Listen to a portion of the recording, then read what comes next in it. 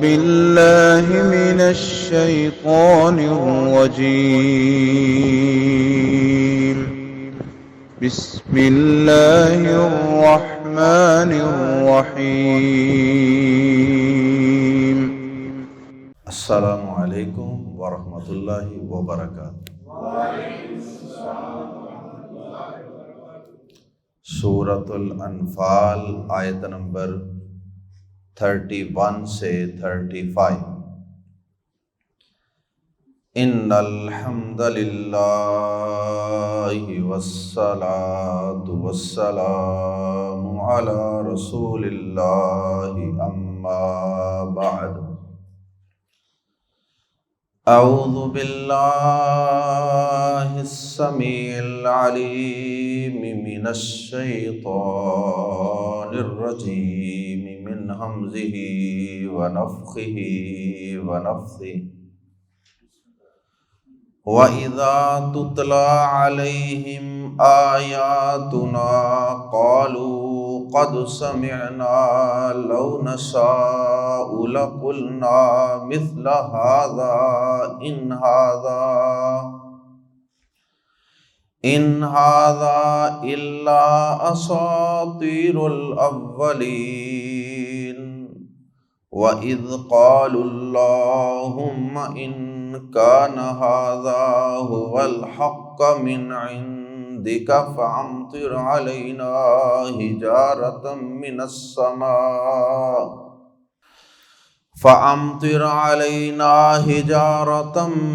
مِنَ السَّمَاءِ أَوْ ائْتِنَا بِعَذَابٍ أَلِيمٍ۔ وَمَا كَانَ اللَّهُ لِيُعَذِّبَهُمْ وَأَنْتَ فِيهِمْ وَمَا كَانَ اللَّهُ مُعَذِّبَهُمْ وَهُمْ يَسْتَغْفِرُونَ۔ وَمَا لَهُمْ أَلَّا يُعَذِّبَهُمُ اللَّهُ وَهُمْ يَصُدُّونَ عَنِ الْمَسْجِدِ الْحَرَامِ وَمَا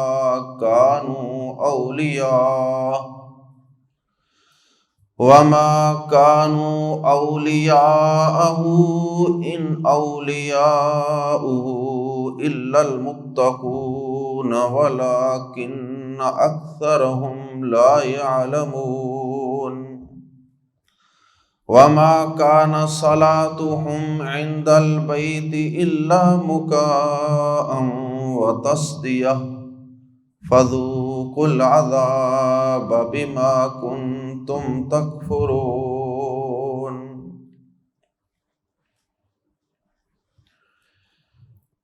کفار و مشرکین کا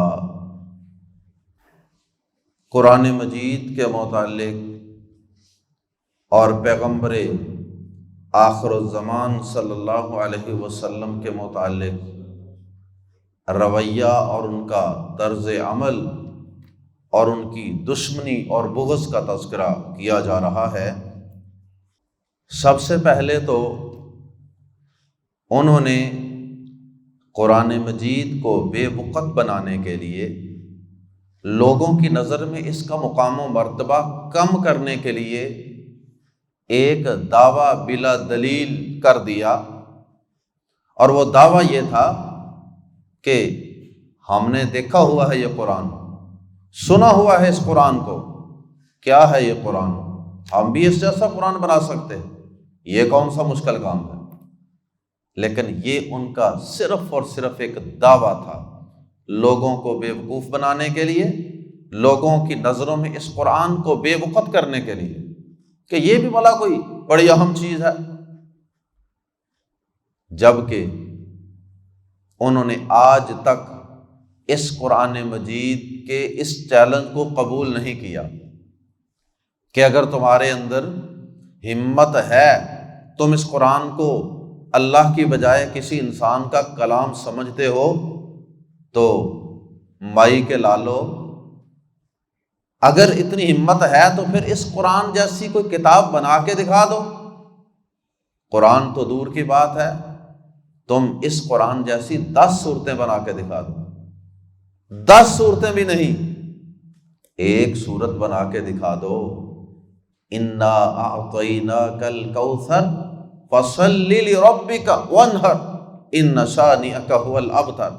سب سے چھوٹی سورت ہے قرآن مجید کی، 3 آیات ہیں چھوٹی چھوٹی، اگر ہمت ہے اس کے پائے کی، اس کے مقابلے کی، جس کے اندر اس جیسی فصاحت و بلاغت ہو، اس جیسی کشش، اس جیسی شیرینی، مٹھاس اور تاثیر ہو، بنا کر تو دکھاؤ۔ بنانے کے بعد تمہارا اپنا ضمیر بھی اور تمہارے اپنے لوگ بھی یہ گواہی دیں کہ واقعی یہ ہماری بنائی ہوئی سورت اس قرآن کی سورت کا مقابلہ کر رہی ہے، تو پھر تو سمجھیں گے کہ تمہارا دعویٰ ٹھیک ہے۔ لیکن اگر تم ایسا نہ کر سکو، اور اللہ پاک نے سورۃ البقرہ میں فرمایا اور تم ہرگز ایسا نہیں کر سکو، تو یہ چیلنج تو ان کے کندھوں پہ قیامت تک کے لیے ایک بوجھ ہے، جسے وہ کافر قبول نہیں کر سکے تھے، باوجود اپنی ان کو زبان دانی پہ بڑا فخر تھا۔ تو اللہ پاک نے سب سے پہلے تو ان کے اس دعویٰ بلا دلیل کو بیان کیا، اور کہتے تھے یہ تو قصے کہانیاں ہیں، فرضی قصے کہانیاں ہیں پہلے لوگوں کے، اور قرآن مجید کو انہوں نے قصے کہانیاں جو کہا تو یہ بھی ان کی حماقت اور بے وقوفی تھی، اس لیے کہ قرآن مجید کے اندر اگر کوئی واقعہ پورا ترتیب سے نہیں بیان کیا جاتا، بلکہ کسی صورت میں کوئی اس کا پہلو بیان کر دیا، کسی صورت میں اس کا کوئی پہلو بیان کر دیا، تو اس کا مطلب یہ نہیں ہے کہ قرآن مجید اس واقعے قصے کو ایک جگہ بیان نہیں کر سکتا تھا۔ اصل بات یہ ہے ان عقل کے اندھوں کو اتنا بھی پتہ نہیں کہ قرآن مجید کوئی تاریخ کی، کوئی ہسٹری کی بک نہیں ہے کہ جس میں بڑی ترتیب کے ساتھ ایک ناول کی طرح، ایک کہانی کے انداز میں کوئی واقعہ بیان کیا جاتا۔ قرآن مجید تو کتاب ہدایت ہے، کہانیاں پڑھ کے سن کے تو انسان اس سے لطف اندوز ہو اور اس کو بند کر دے، یہ مقصد تو قرآن کا ہے ہی نہیں ہے۔ یہ کتاب تو کتاب ہدایت ہے، اس لیے قرآن مجید اندر اندر سے جھلکیاں دکھاتا ہے کسی بھی قصے، کسی بھی واقعے کی۔ قصے کہانیوں کے حوالے سے بعض تاریخ کی کتابوں میں لکھا ہے کہ نضر بن حارث نامی ایک شخص تھا، یہ بلاد فارس میں جاتا تھا اور وہاں سے یہ وہاں کے بادشاہوں کے قصے کہانیاں سن کے آتا تھا، اسفندیار کی اور رستم وغیرہ کی، ارسطو وغیرہ کی۔ تو اس طرح کی وہ کہانیاں رستم اور اسفندیار کی سن کے آتا تھا، اور پھر انہیں آ کے یہاں مکہ کے اندر لوگوں کو سناتا تھا۔ اور جب نبی صلی اللہ علیہ وسلم قرآن مجید تلاوت کر کے لوگوں کو سنا کے وہاں سے ہٹتے تھے تو یہ وہاں آ جاتا تھا، اور انہی لوگوں کو قرآن مجید کا اثر ظاہر کرنے کے لیے یہ وہاں کے بادشاہوں کے قصے کہانیاں مرچ مسالے لگا کر سناتا تھا۔ اللہ اکبر! پھر بدر کے دن یہ قیدی بنا، نبی صلی اللہ علیہ وسلم نے پھر اس کو قتل کروا دیا تھا۔ اس کے بعد دوسرا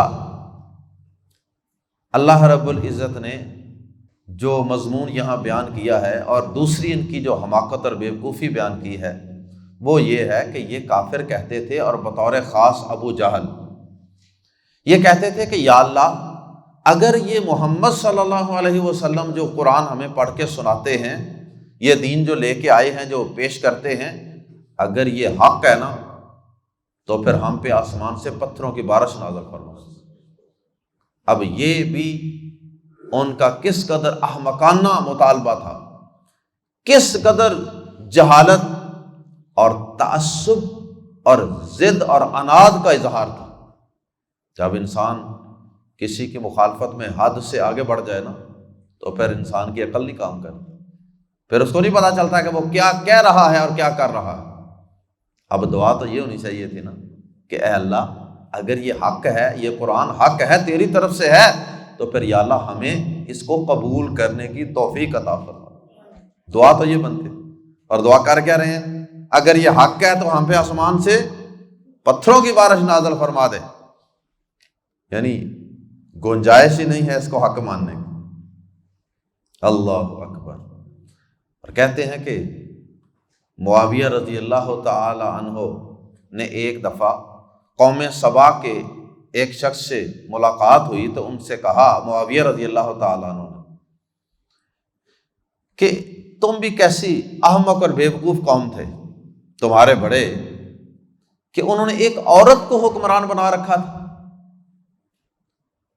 تو اس نے آگے سے جواب دیا کہ میری قوم جتنی بھی احمق اور بیوقوف تھی لیکن آپ کی قوم اس سے زیادہ احمق اور بیوقوف نہیں تھی۔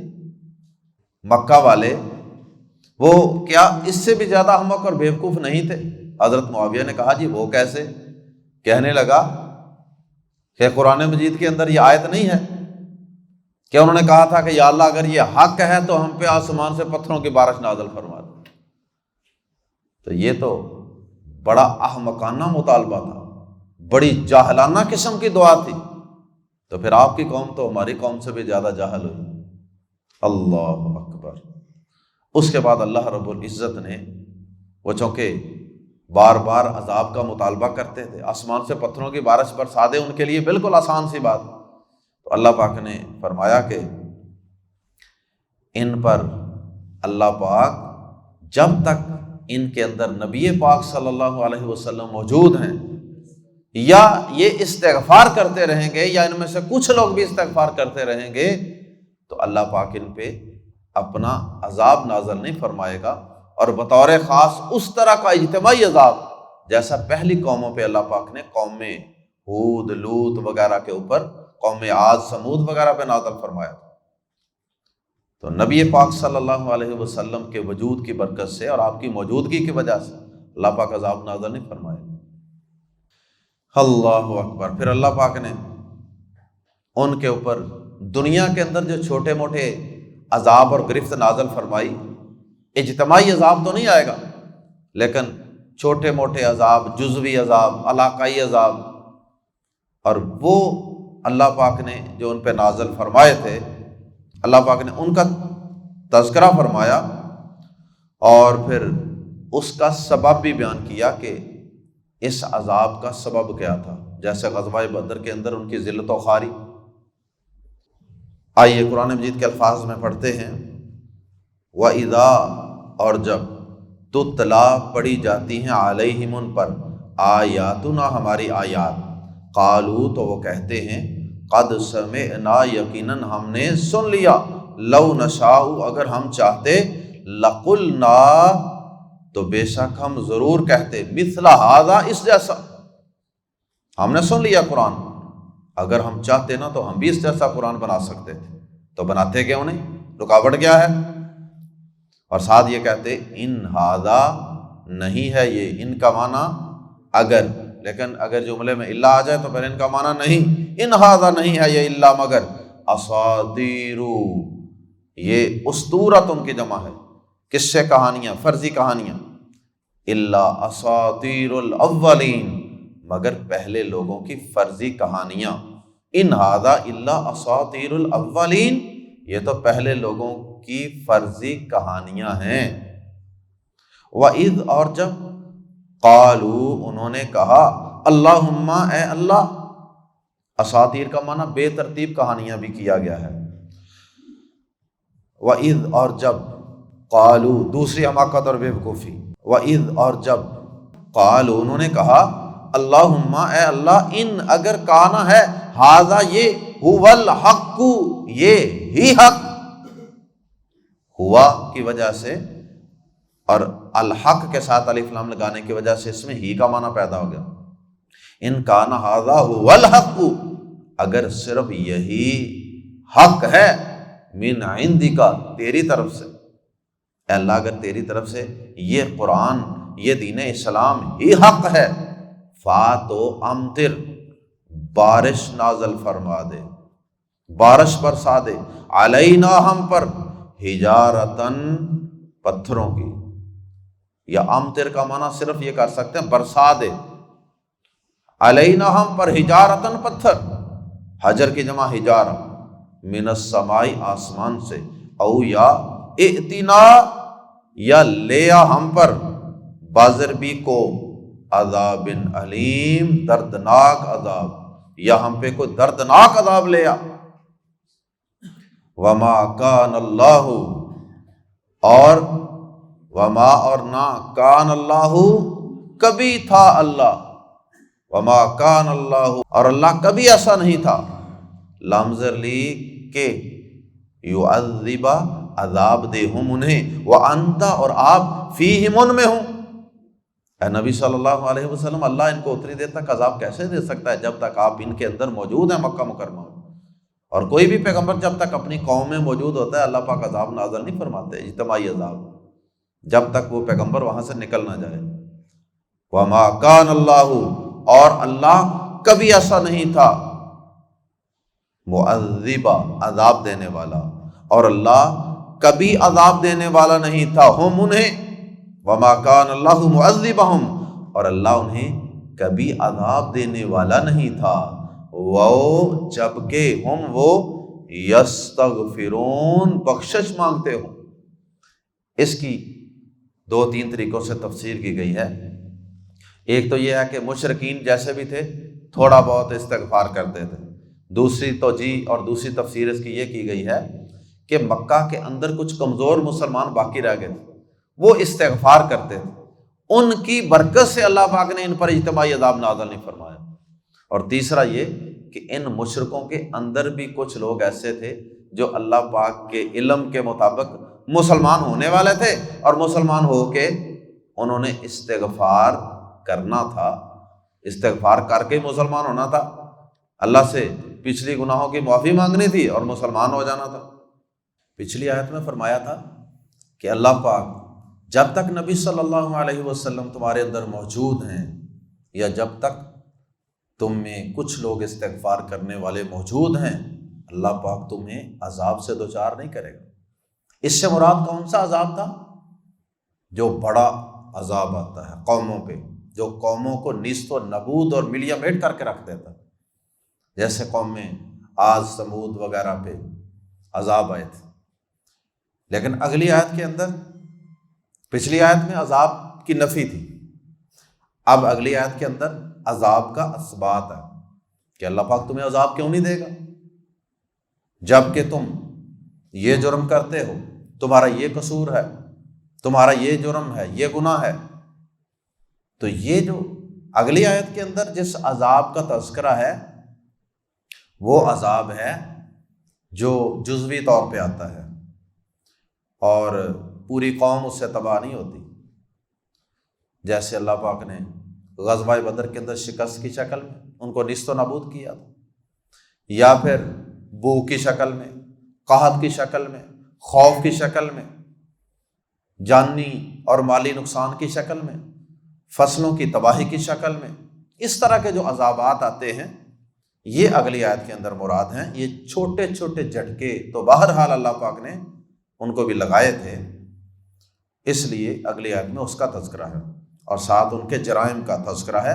وما لہم، اور کیا ہے انہیں، وما اور کیا ہے، لہم انہیں، اور انہیں کیا ہے، یعنی کہ کیا سبب ہے، ان کو کیا لگا ہے، ان کا کیا سٹیٹس ہے۔ اللہ کے نا، یہ اللہ اصل میں ہوتا ہے ان پلس لا، اللہ کے نا، ان پلس لا مل کے اللہ بن جاتا ہے۔ اللہ کے نا یعذب، عذاب دے ہم انہیں، اللہ اللہ، وما لہم اللہ یعذبہم اللہ، اور انہیں کیا ہے کہ اللہ انہیں عذاب نہ دے، اللہ انہیں بالکل ہی کوئی عذاب نہ دے، بڑا عذاب تو نہ صحیح، لیکن اتنے بھی یہ نواب نہیں ہیں، اتنے بھی یہ اچھے نہیں ہیں کہ اللہ پاک اب ان کو بالکل ہی کوئی عذاب نہ دے اور سزا نہ دے اور ان کی گرفت نہ کرے۔ وہم، واو جب کے، واو حالیہ، ہم وہ یصدون روک رہے ہیں، عن المسجد الحرام، عن سے المسجد الحرام، مسجد حرام، وہم یصدون عن المسجد الحرام، حالانکہ وہ مسجد حرام سے روک رہے ہیں، کس کو؟ ایمان والوں۔ یصدون کے شروع میں یا وہ کا معنی دے رہی ہے اور آخر میں واو نون، یہ جمع کی علامت ہے، یسدون، اگر باؤنون اتار دیں یہ واحد باندھے گا، یسدو وہ روکتا ہے یا روک رہا ہے، اور یسدون وہ روک رہے ہیں۔ اسی طرح یا کی جگہ تا لگا دیں، یسدو کی بجائے تسدو، یسدو وہ روک رہا ہے، تسدو تو روک رہا ہے یا روکتا ہے، اسدو میں روکتا ہوں، نسدو ہم روکتے۔ اللہ اکبر۔ فرمایا وَهُمْ يَصُدُّونَ عَنِ الْمَسْجِدِ الْحَرَامِ، حالانکہ وہ مسجد حرام سے روک رہے ہیں۔ پہلا جرم اہل ایمان کو، جو توحید والے ہیں، جو ایک اللہ کی عبادت کرنے والے ہیں، انہیں مسجد حرام میں عبادت کرنے کی اجازت نہیں ہے، انہیں ایک اللہ کے سامنے سجدہ ریز ہونے کی اجازت نہیں ہے۔ وہاں بتوں کو پوجنے والوں کو تو اجازت ہے، وہاں ننگا طواف کرنے والوں کو تو کھلی چھٹی ہے، لیکن ایمان والوں کو، توحید والوں کو، ایک اللہ کو پوجنے والوں کو اجازت نہیں ہے کہ وہ اللہ کے گھر میں نماز ادا کر سکیں، وہاں قرآن کی تلاوت کر سکیں۔ یہ کتنا بڑا جرم، اللہ کے گھروں سے روکنا، اور پھر بطور خاص مسجد حرام سے روکنا، بیت اللہ سے روکنا۔ دوسرا جرم وما، حالانکہ نہیں، واو حالانکہ، ما نہ، کانو تھے وہ، اولیاء ولی کی جمع، یہاں مراد ہے متولی، ہو اس کے، ہو کی ضمیر لوٹ رہی ہے المسجد الحرام کی طرف۔ وما کانو اولیاءہ، حالانکہ وہ اس کے متولی نہیں تھے، حالانکہ وہ اس کے متولی نہیں ہیں۔ متولی کون ہوتا ہے؟ اس کا گارڈین، اس کی دیکھ بھال کرنے والا، اور اس کی نگرانی خدمت کرنے والا۔ اب یہ وہاں پہ قبضہ جمائے بیٹھے ہیں، ایمان والوں کو تو وہاں داخل نہیں ہونے دیتے، ان پہ بین ہے، پابندیاں ہیں، اور یہ خود اس کے متولی بن کے بیٹھے ہوئے ہیں، قبضہ جمائے بیٹھے ہیں۔ ان کو اس کا متولی بنایا کس نے ہے؟ متولی ہوتے بھی تو پھر بھی کسی کو روکنا جائز نہیں تھا، ان کو تو متولی کا استحقاق ہی نہیں ہے، رائٹ ہی نہیں ہے کہ یہ اس کا متولی بنے۔ ان کا معنی ہوتا ہے اگر، لیکن ان کے بعد اگر جملے میں الا آ جائے تو پھر ان کا معنی نہیں، ان نہیں، اولیاءہ اس کے متولی، الا المتقون، ان اولیاءہ نہیں ہے اس کے متولی، الا المتقون مگر جو متقی ہیں، جو شرک سے بچنے والے ہیں، متقین، موحدین، مؤمنین، الا المتقون، جیسا کہ سورۃ توبہ کے اندر بھی اللہ پاک نے بتایا ہے، انما یامر مساجد اللہ، کہ اللہ کے گھروں کے متولی بننے کے حقدار کون ہیں، ان میں کیا کوالٹیز ہونی چاہیے۔ بدقسمتی سے آج اللہ کے گھروں کے متولی، سرپرست وہی لوگ بنے ہوئے ہیں، صدر، خزانچی، الا ماشاء اللہ، اکثریت کا یہ حال کہ جن کے سود پہ بزنس چل رہے ہیں، کوئی بینک میں جاب کر رہا ہے، کسی کی کمائی حلال نہیں ہے، اور صرف 4 پیسے ہیں، تو اس وجہ سے وہ اللہ کے گھروں کے متولی بنے بیٹھے ہیں، اور نہ انہیں دین کا علم ہے، نہ شعور ہے، نہ ان کو علماء کی قدر، عزت، احترام کا پتہ ہے۔ بہت تھوڑے لوگ ہیں جو مسجدوں کے متولی ہیں اور ان کے اندر تقویٰ ہے، پرہیزگاری ہے، ایمان ہے، علماء کا احترام ہے، جذبہ ہے۔ اکثریت داڑیاں مونڈی ہوئی ہیں، کاروبار سودی ہیں، اور مسجدوں کے متولی بنے ہوئے ہیں، اور مولوی صاحبان کو، علماء کرام کو ایسے رکھا ہوا ہے جیسے کوئی غلام نوکر ہوتے ہیں۔ اللہ تعالیٰ سمجھ عطا فرمائے۔ فرمائے ان اولیاءہ، نہیں ہے اس کے متولی، الا المتقون مگر جو متقی ہیں۔ متقی شخص متولی بننے کا حقدار ہے۔ ولکن، اور لیکن، اکثرہم، ان کی اکثریت، لا یعلمون نہیں جانتی، اور لیکن ان کے اکثر نہیں جانتے، اس کرائیٹیریا کو، اس معیار کو نہیں جانتے کہ اللہ کے گھروں کے متولی بننے کے، گارڈین بننے کے، سپروائزر بننے کے ہے، حقدار کون ہے؟ اللہ اکبر۔ آگے مزید ان کی خرابیاں بیان کی، یہ کس منہ سے اللہ کے گھر کے متولی بنے بیٹھے ہیں، اور ان پہ اللہ کی پکڑ گرفت کیوں نہ آئے؟ فرمایا وما کانا، اور نہیں ہے، صلاتہم ان کی نماز، وما اور نہیں، کانا ہے، وما کانا اور نہیں ہے، صلاتہم ان کی نماز، عند البیت اس گھر کے پاس، بیت کے ساتھ الف لام لگا ہوا ہے پراپر نون بنانے کے لیے، معرفہ، اس لیے ترجمہ اس گھر، خاص گھر جس کی بات چل رہی ہے مسجد حرام۔ ویسے تو ساری مسجد اللہ کے گھر ہیں، لیکن یہاں خاص اللہ کا گھر بیت اللہ مراد ہے۔ فرمایا وما کان صلاتہم اور نہیں ہے ان کی نماز، عند البیت اس گھر کے پاس، الا مگر، مکاءن مگر سیٹیاں بجانا، مکاءن سیٹیاں بجانا، سیٹیاں بجانا، وسل ٹو وسل، وتصدیۃً اور تالیاں بجانا، کلیپنگ،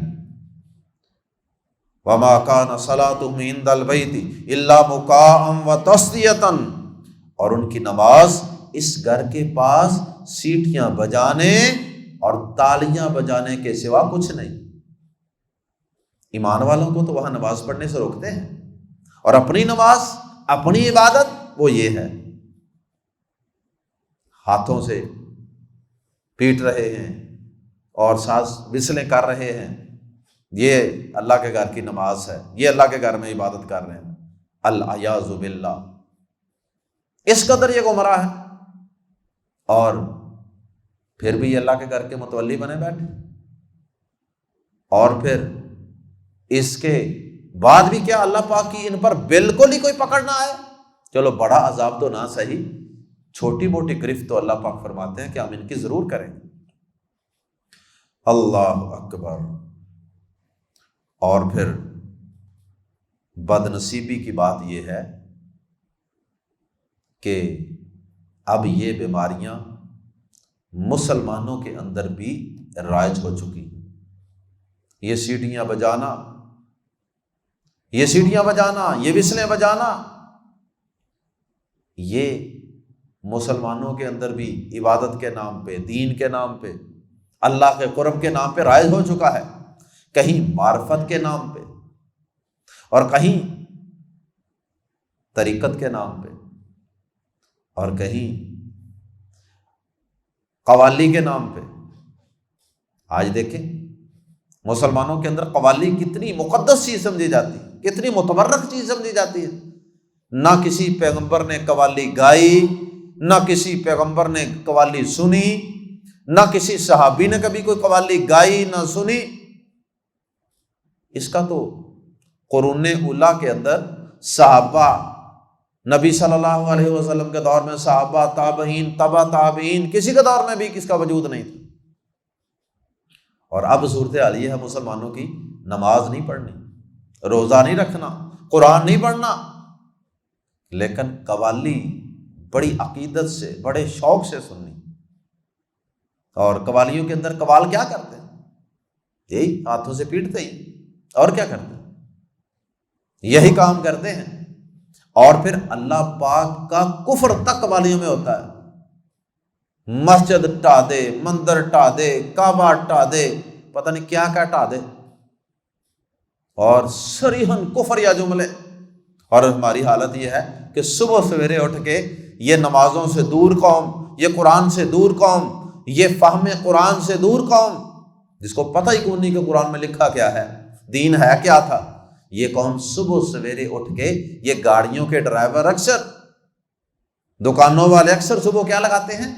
قوالی، بلکہ قوالی شریف، جس چیز کو زبردستی متبرک بنانا ہو، قابل قبول بنانا ہو، عزت احترام والی بنانا ہو، اس کے ساتھ شریف کا لفظ لگا دو۔ قوالی شریف، گاڑیوں میں کبھی سفر کرنے کا موقع ملتا تھا نا، اسٹوڈنٹ لائف میں تو گانے بند کروانے کی کوشش کرنی، تو انہوں نے بڑا احسان کرنا، بڑا احسان کر کے گاڑی والے نے کیا کرنا، گانے بند کر کے تو اس کی جگہ پہ قوالی چلا دیں۔ چلو جی مولوی صاحب اب ٹھیک ہے نا، گانے بند ہو گئے۔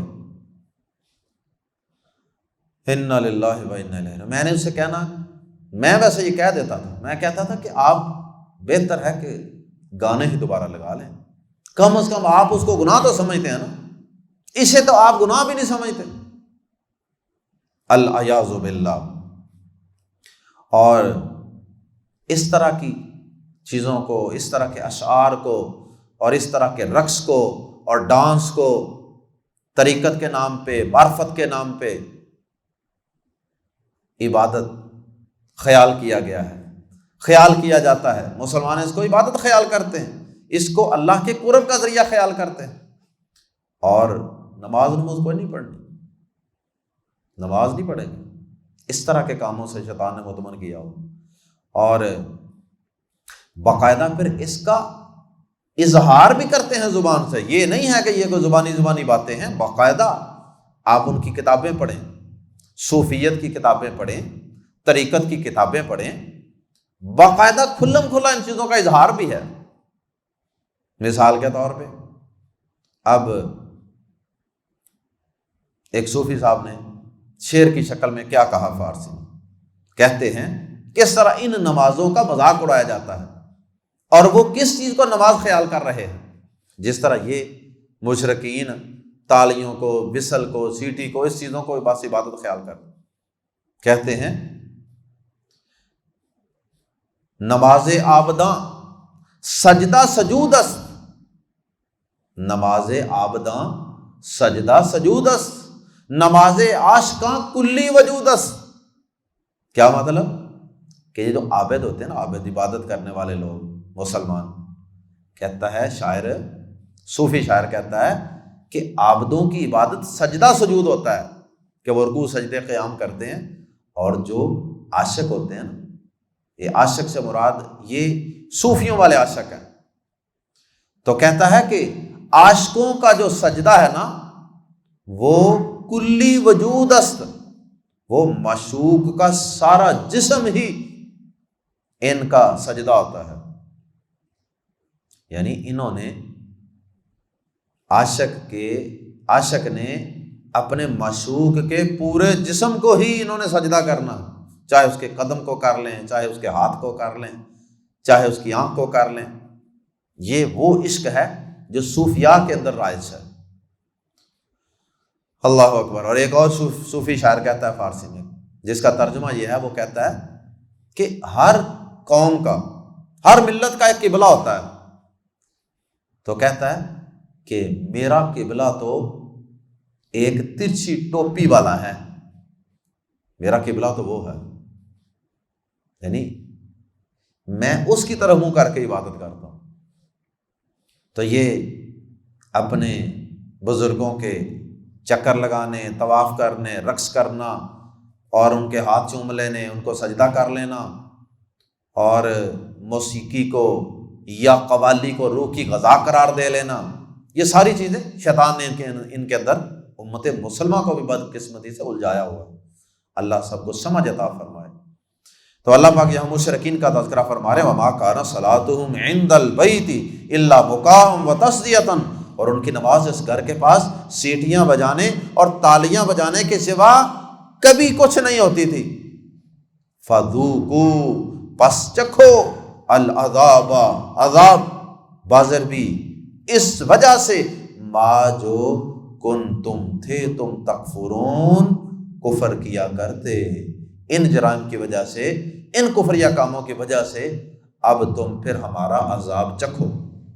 غزوہ بدر کی شکست کی شکل میں، ذلت و خواری کی شکل میں، قتل و غارت کی شکل میں، قید کی شکل میں، یا قحط کی شکل میں، خوف کی شکل میں، اور دیگر چھوٹے چھوٹے عذابوں کی شکل۔ اللہ ہم سب کو قرآن مجید کی قدر و منزلت کو پہچاننے کی توفیق عطا فرمائے۔